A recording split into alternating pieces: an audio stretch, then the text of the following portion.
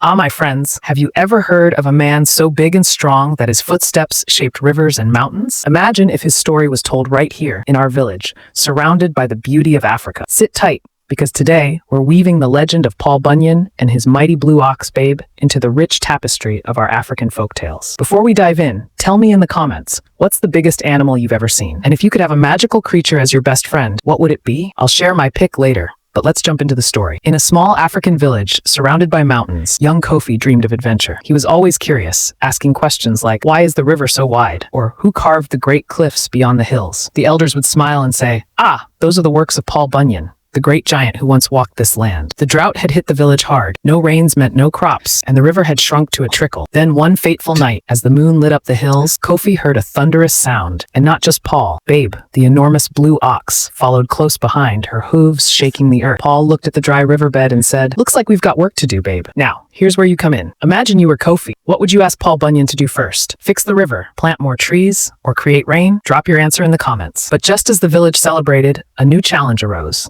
A powerful spirit of the drought, angry at Paul's interference, appeared in a whirlwind of dust. In that moment, Paul showed the spirit that nature could thrive without greed. The spirit, impressed by Paul's wisdom, faded into the wind, leaving the village in peace. Kofi learned something that day. True strength isn't just about power. It's about using it wisely. As an African proverb says, wisdom is like a baobab tree. No one person can embrace it. And that, my friends, is how Paul Bunyan and Babe the Blue Ox became legends in our little village. What did you think of their story? Do you have a favorite tale from your own culture? Share it in the comments. I'd love to hear it.